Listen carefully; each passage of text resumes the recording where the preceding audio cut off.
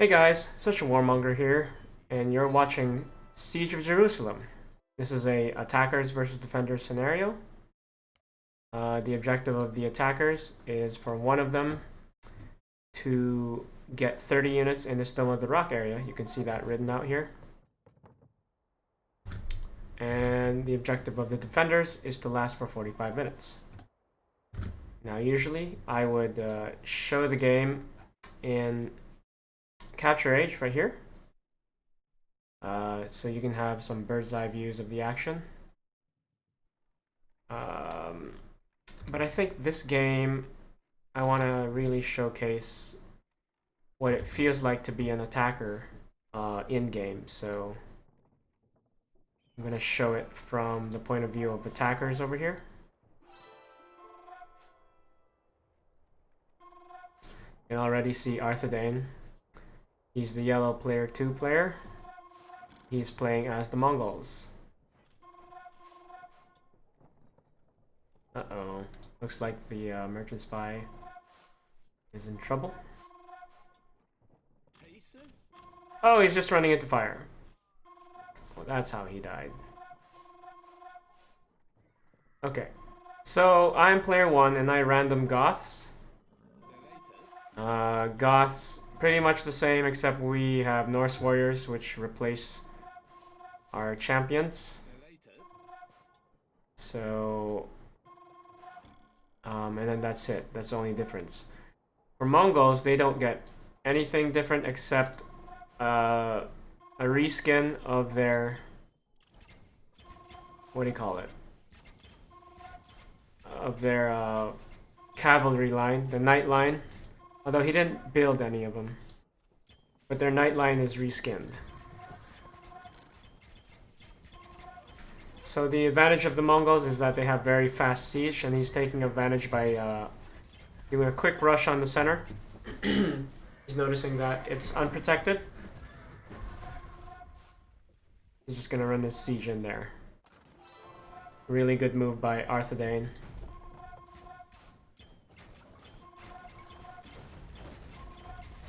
So the walls...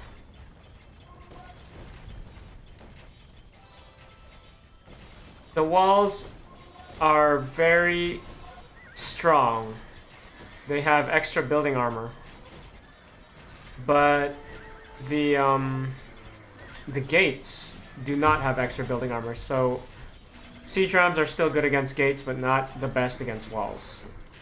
You can see that the towers also get extra building armor. Noticing that my spy is being murdered right now? We found my spy.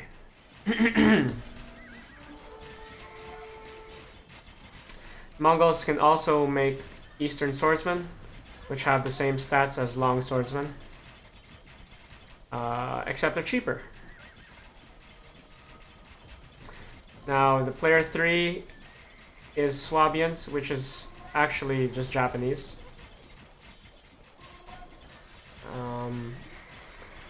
Basically, nothing's changed except their samurai have been replaced with Swabian Swordsman.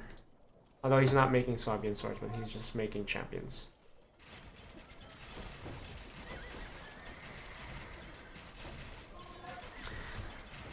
Now, in the beginning of the game, there's usually 5 relics to fight over right here. But Leto, the green Swabian / Japanese player, has already stolen them, which is good.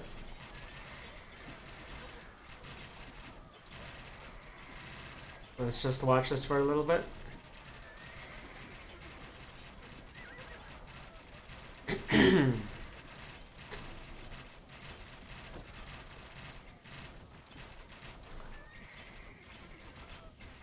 Now, the reason why you would want to get the relics is attackers and defenders both start with 40,000 wood, food, and gold.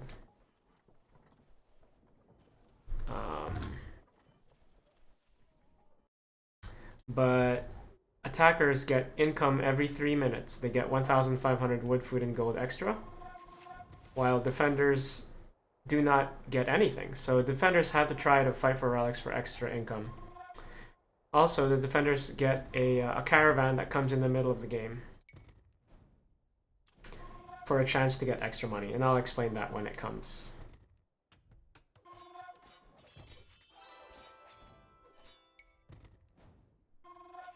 So the Bavarians, these are just Poles.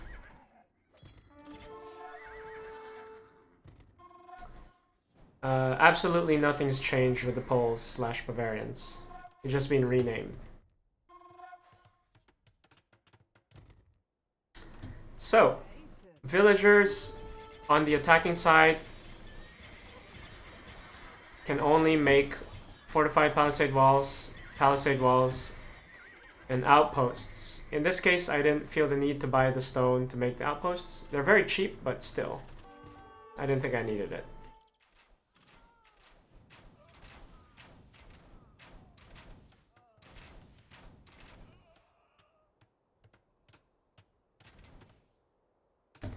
Making a nice little siege investment right here from Leto. Oh, they're the Swabian Swordsman. Same stats as a Japanese samurai, except instead of bonus damage versus unique units, he gets bonus damage versus cavalry, I believe. Let me double check that. Sure that's correct. So the Japanese... Yeah, that's right. They get plus 12 damage versus most horse-mounted cavalry. So they don't get bonus damage versus camels. Taking down this tower because I want to take out visibility from the defenders. Meanwhile, Arthedain taking down the Tancred's tower. Remember, everything is 20,000. 20,000 here, 20,000 walls, 20,000 towers, 20,000 castle. And all of this has extra building armor. That's why it's taking so long to take down. Now you're going to notice, let's take a point of view up from the gray side. This is the visibility from gray. This is what gray sees. And suddenly he can't see anything. That's because the walls do not provide vision. They're owned by Gaia. And that's the same thing for all of these random houses, barracks, and other things.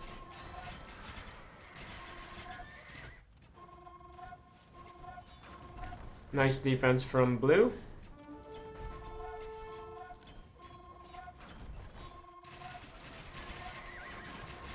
Defenders trying to protect their Tower of David area. Very important for them to do so.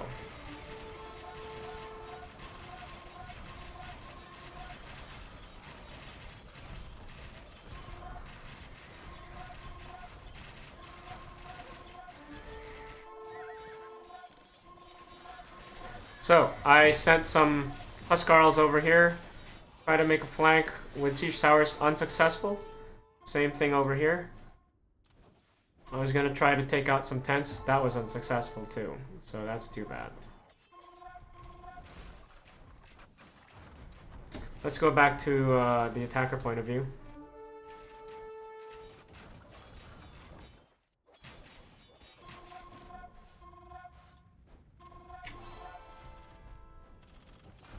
So, something to note is each trebuchet from the defender has +1 range unless they're Britons or Tatars.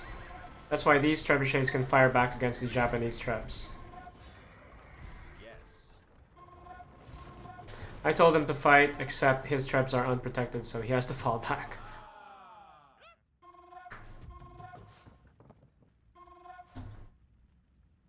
You get little tidbits in the early part of the game. You can see that castles in the Tower of David.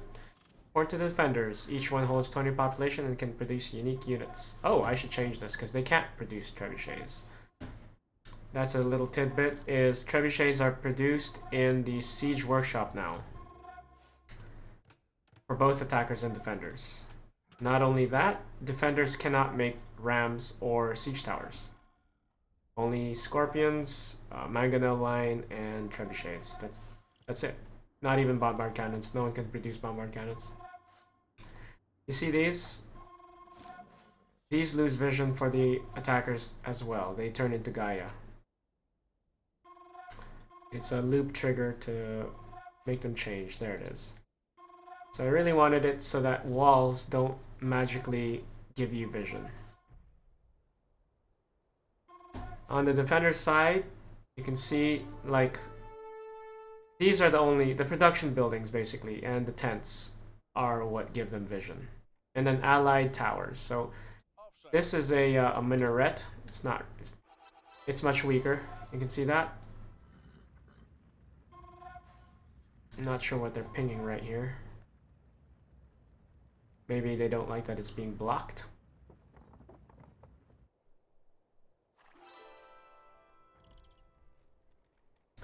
These automatic pings are just kind of showing what are important targets.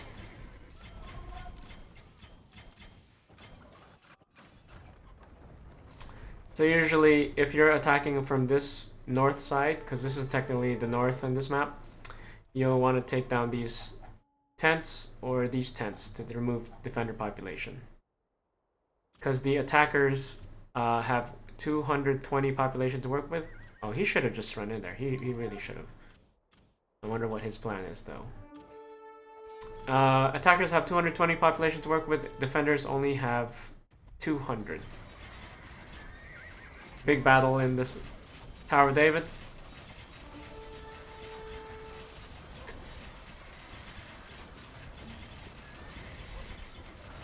Nice onager shots.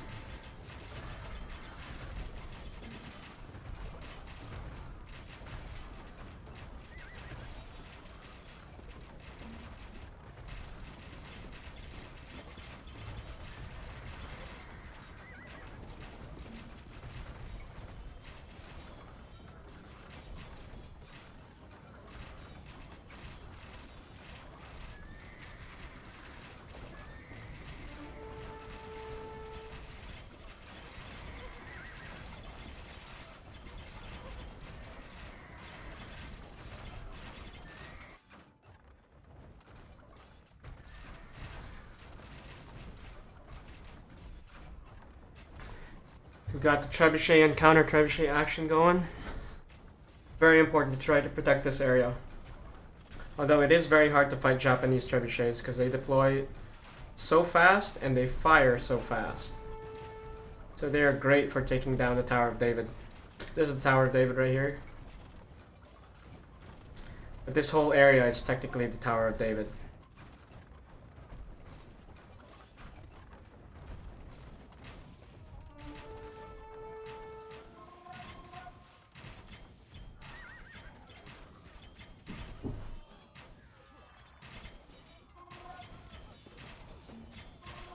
Ooh! Nice shots. Red not controlling his archers very well. That's the second time in this big battle where he's just been massacred by onagers. Something I did add to the Goths too is +1 range because they can't build bombard cannons anymore. So I added a +1 range to their onagers. And I need to remind you guys that their Norse warriors do not get bonus damage versus buildings. Same as champions, but don't get bonus damage versus buildings. So if you want to kill buildings, use the Huskarl.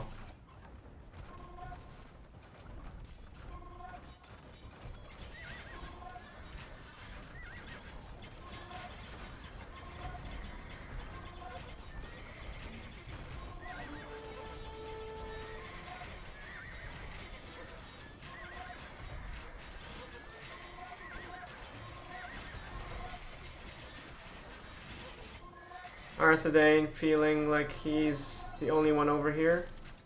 And I'm pinging that this is important too. It's really important to try to take these castles out. That was our game plan. And we should stick to our game plan.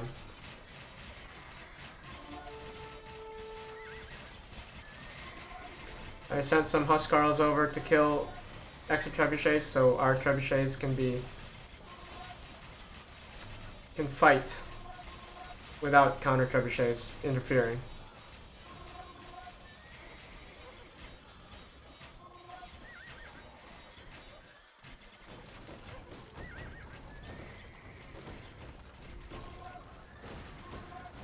Instructing Arthedain to just hold on. We're gonna kill these castles.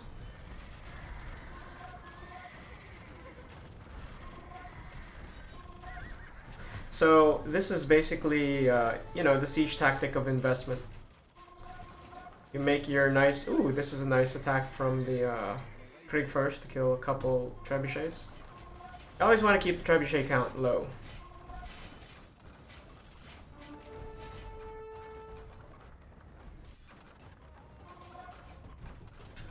So the tactic of strategy of investment. Slowly creep your way towards the enemy and bombard them.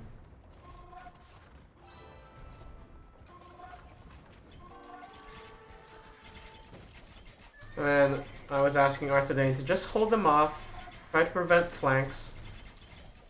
And I told Leto, the green Japanese player, to prioritize the Italian castle. Because we don't want Genoese crossbowmen.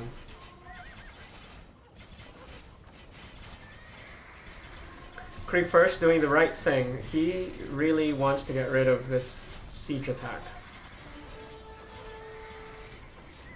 That's the correct call, but he should send these hussars to prioritize trebs. That's really what they should be doing. They should be massacring all of these trebs. Or else it's not worth it.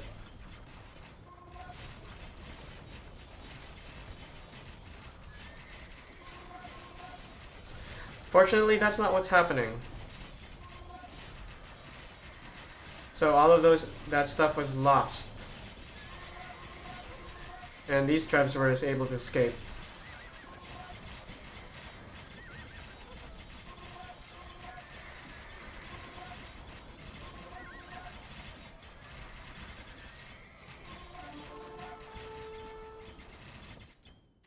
Arthedain, able to push through.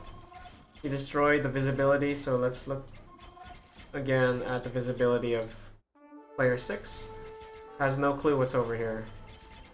Because they destroyed the towers and the castle. The Tancred's tower. Let's go back to my view.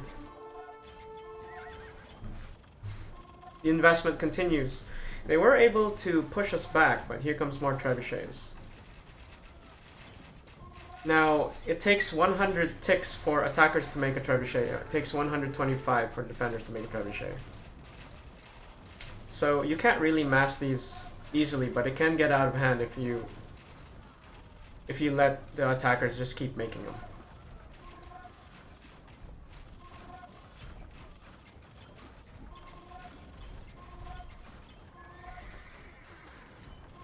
So we took down one red castle. So if we look at Red's point of view, he only has 165 population to work with. Because he lost 20 population from the castle, and he lost a few tents here. And I think he lost a tent here. So 165 for Red, 190 for Blue. See that up here? 180 for Gray, and he's pop capped. So that's why it's so important to protect your stuff.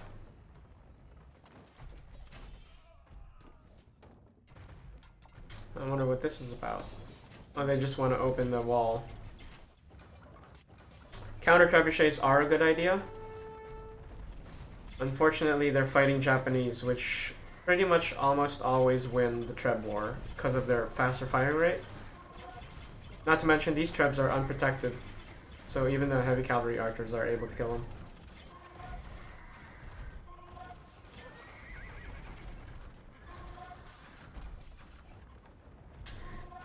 But the defenders have the right idea. You have to do everything you can to protect these castles. Because, especially if you care about your unique unit, like the Italians do. Unprotected trap, not a good idea.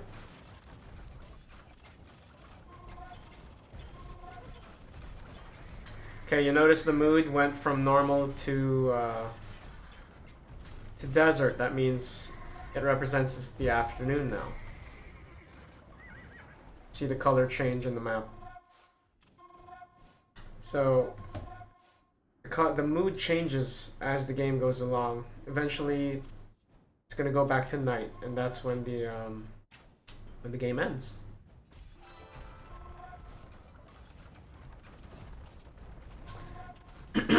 the attackers are now winning the siege war. Their investment is paying off. It's called investing. This strategy of building and pushing forward and bombarding. It's investing in the siege. Now, let's talk about the caravan. So the caravan is about to arrive in a couple minutes. So it spawns right here. And each defending player gets one trade card. Each trade card that makes it back to the Dome of the Rock, which is, as you know, over here. Each trade card that reaches here gives all players from on the defending side 2,000 wood, food, and gold each. That's a total of 6,000 wood, food, and gold if they can get all three. So, Arthedain was able to push in. Notice that he was unopposed on the north side.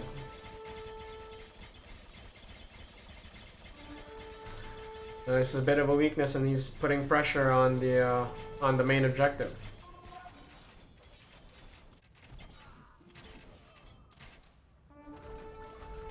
I decided, okay, looks like we've won the investment war. The siege warfare on the Tower of David. Looks like they've kind of given up on protecting this. Let's see if they really have. Where are their troops concentrated? Their troops are concentrated over here. And over here. Oh, they have not given up. Player 6 is making a sally.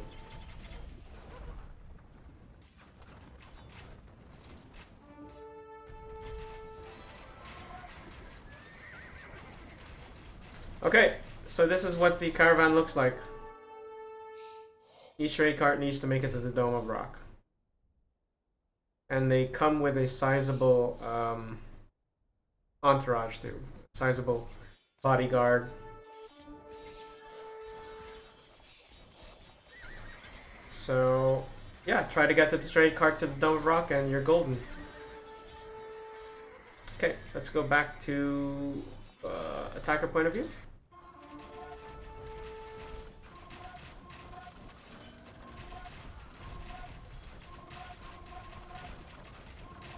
I believe this is the tipping point of the battle, is the fact that the defenders felt like they could not protect these anymore.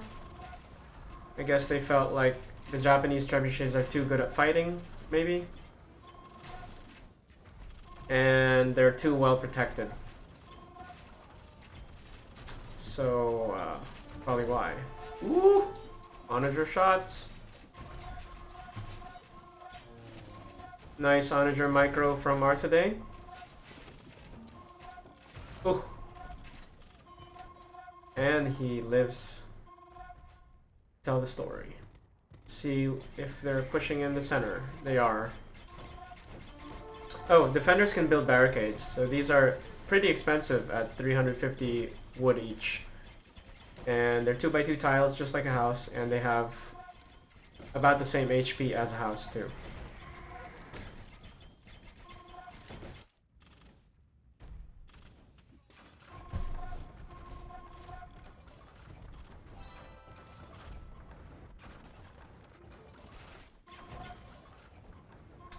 Arthedain announcing that it's open. See, communication. This is a team game for sure. Very important to communicate. Sending his rams to their deaths.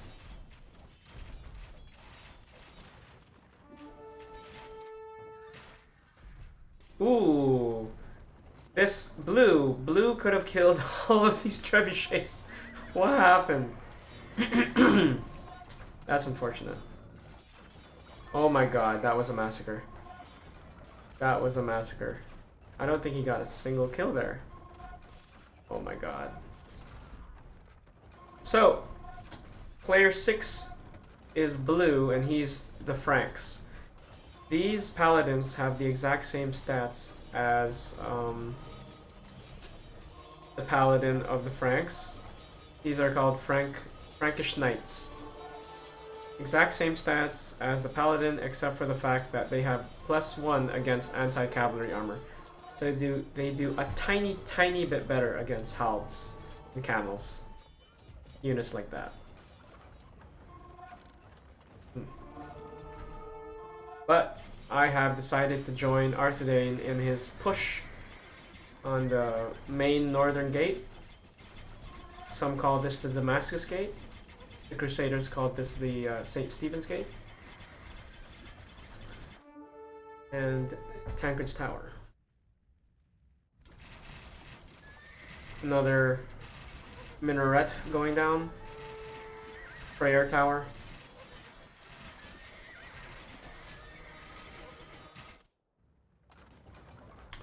Completely given up on protecting the castles. How unfortunate.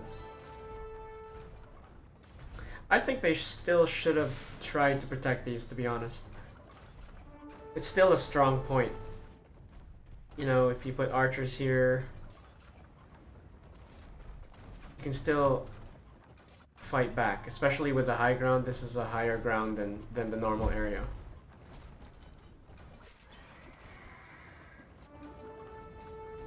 Especially since the attack has slowed down and this isn't really going to get anywhere.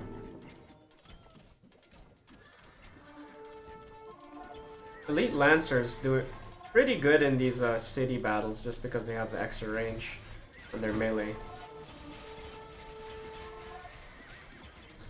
Now these Obuks are extra precious because they can't be replaced.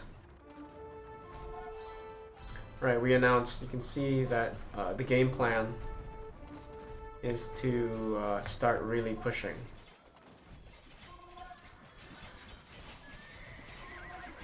As a group.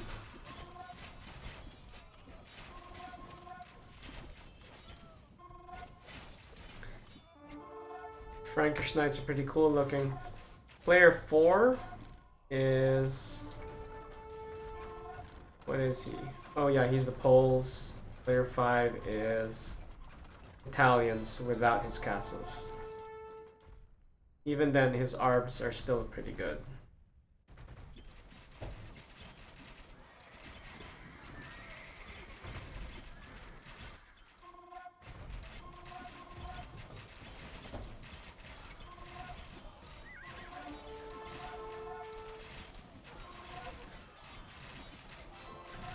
Nice little street fighting, street skirmish.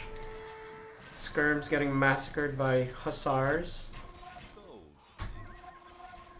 See, this is what I'm talking about. You can still share resources if you have markets. So I decided to give him 5,000 gold, because I can spare it.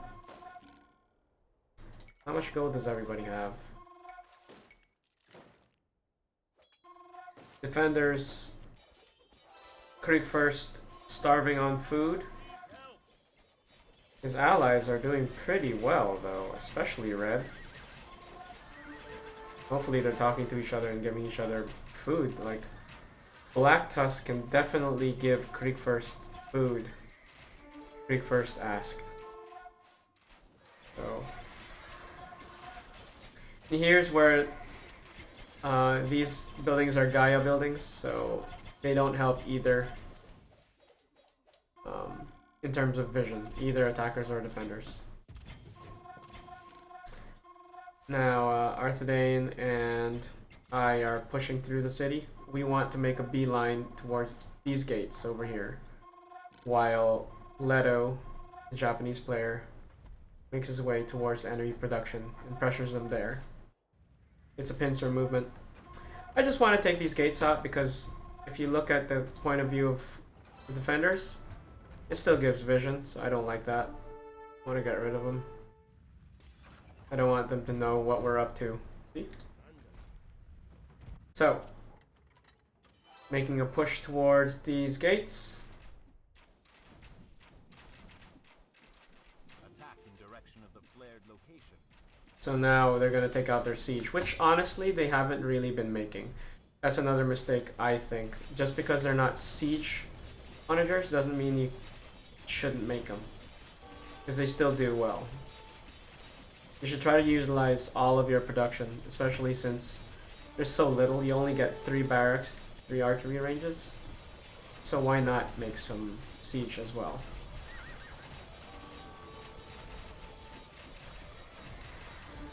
Especially the red player.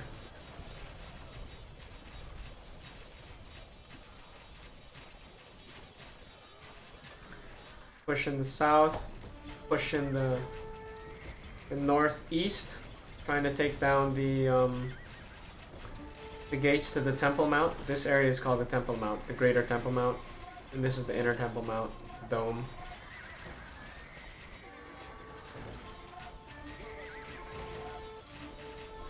Some nice battles on holy ground. Japanese player Leto taking out some buildings that they're not even using, honestly. Now here's the mistake. They're gonna lose their markets. So red really needs to think about giving his allies resources before it goes down.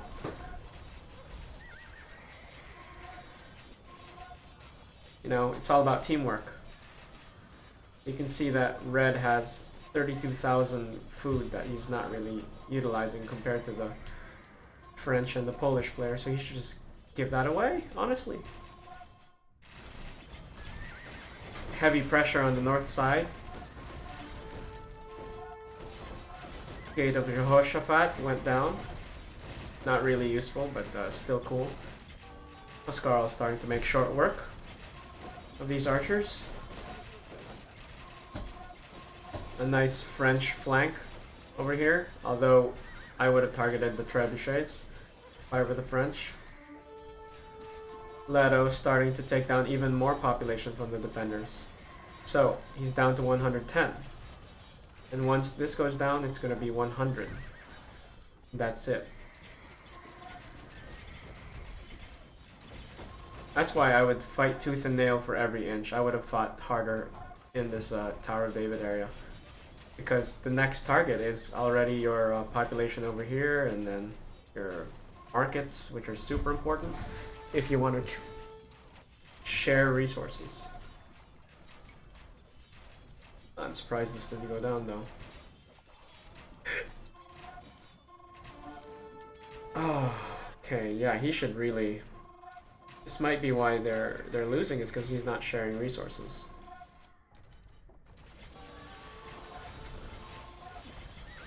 See, I don't have siege onagers, but these are still good against archers. So I made them.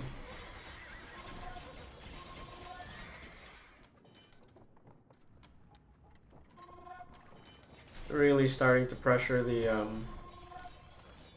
defenders. They're losing even more population. So once you lose everything outside of the Greater Temple Mount, all your population are in these hidden houses over here. Hidden army tents. They can be destroyed. You're savvy enough to do that. But yeah, that's 100 population in this tiny area.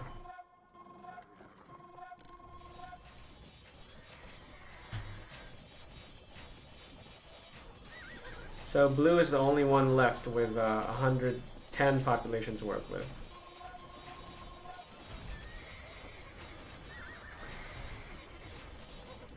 Red still has the chance to share his food, yet he is still not doing it. He could ask for wood in return. They actually have a lot. But at this point, I actually don't think... Oh, red is not building much. Red needs to make more. You can see that his population is only 50 out of 100, so what's happening there?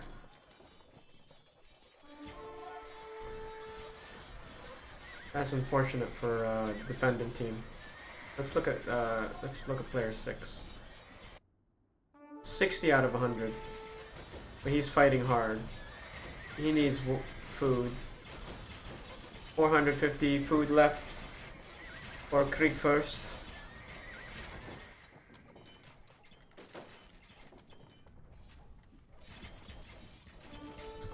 Meanwhile, the attackers sharing resources. I always said during these games, you know, if you need resources, just ask.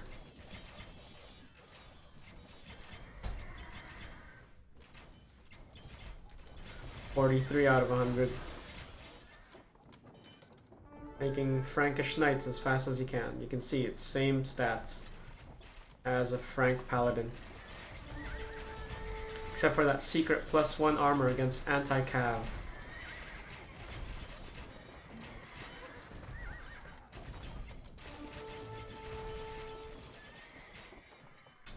Numbers dwindling. Probably because they don't have enough food and they're afraid to make more, but they just need to ask.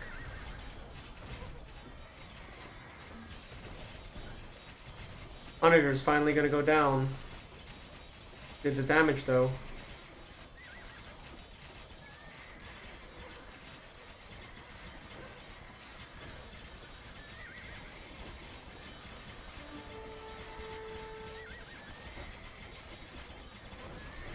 But these rams are good. They're trying to make space for the attack. So I'm trying to communicate and ask Leto to apply pressure from his side so that they're not all concentrated on our side.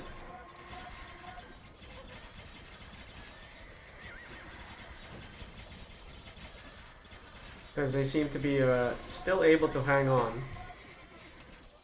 But if Leto goes straight for the jugular, which is their production, then there's nothing they can do about it. Now, this is a 45-minute game in real life time, which in game time is 1 hour 15 minutes.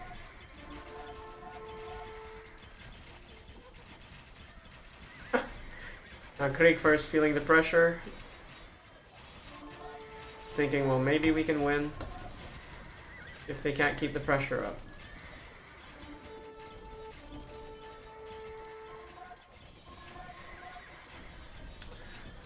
This isn't too much of a loss, because this is the Frank player. Nice banter from Arthedain. You can see that. Finally, a worthy opponent. Our battle will be legendary. Hard fighting. North of the Temple Mount and west of the Temple Mount. Not too worried about the barracks. Frank player doesn't need it right now. Probably doesn't have the resources for it anyway. There it is. Wood and gold, that's pure archers. Make archers with that. Ooh. Here come the siege onagers. Ouch. This might be the end. Ouch. Ouch! Ooh, another shot on a random condottiero. Krieg first, getting massacred by onagers. Probably should have massed up onagers earlier. Now, interesting enough, Black Tusk is not sharing resources.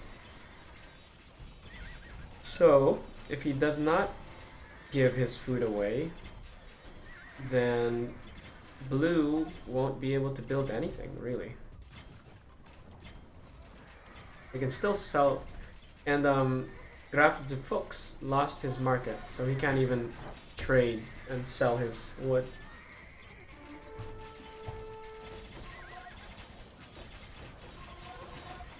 Beginning of the end over here, so let's make the playback speed a little faster. Well, I think this might be the end right here, because we've broken it through in the north side of the Temple Mount, and the production can't really keep up anymore over here from Leto's side.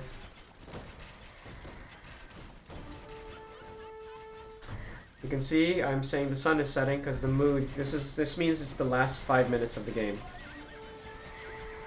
Last 5 minutes. So this is the autumn mood.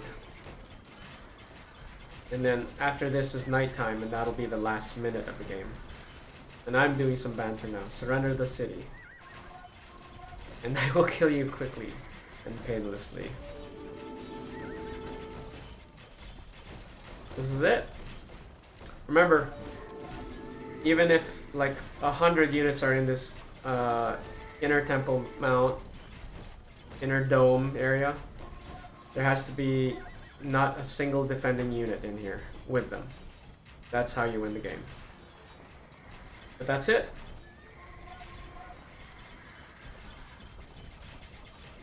So these are the last few units live in the Temple Mount, being overrun by the attackers.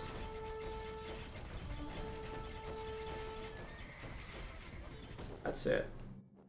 Okay guys, thanks for watching. See you guys next time.